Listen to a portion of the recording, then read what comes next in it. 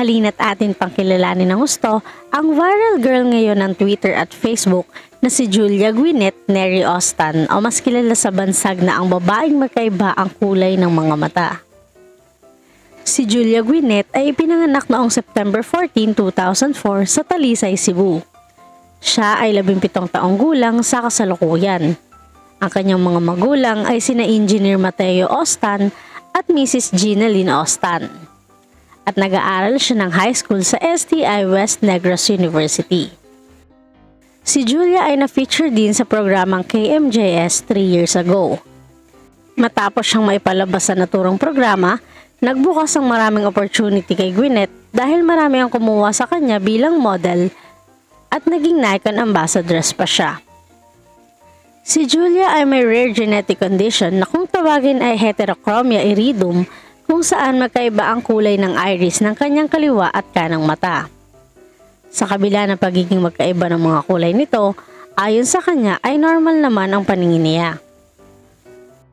Kwento ni Julia ay noong bata siya ay lagi daw siyang nabubuli dahil tinatawag siyang alien ng kanyang mga kaklase dahil nga magkaiba ang kulay ng kanyang mga mata. Naging dahilan daw ito upang bumaba ang self-esteem niya at maging mahiyain. Kaya nung lumipat siya ng paaralan sa Bacolod City National High School, noong siya ay nasa grade 7 na, tinanggap siya ng mga tao doon na tumaas ang kanyang self-confidence at una siyang sumali sa pageant at nanalo sa kanyang kauna-unahang corona bilang Miss Agham. Pinagbuti niya din ang kanyang pag-aaral at extracurricular activities gaya ng pagsali sa sports at dance competition. Sa kasulukuyan, si Julia ang may hawak ng titulo na Miss Lynn ay isang minulan. Sa kabila ng kasikatan na mayroon si Julia ay porsigido siyang makapagtapos ng pag-aaral at pangarap niyang makapagtapos ng kursong medisina someday. Para sa kanya, ang pagiging model niya ngayon ay part-time lamang.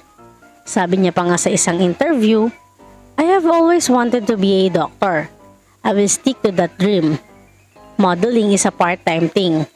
I won't give up my schooling for it." At kamakailan nga lamang ay nag-viral ulit siya dahil sa nag-leak na video scandal niya na pinost sa Twitter. As of now, meron ng 3.4 million views sa nasabing video at wala pang pahayag ang pamilya ni Julia tungkol dito at deactivated na rin ang kanyang social media accounts.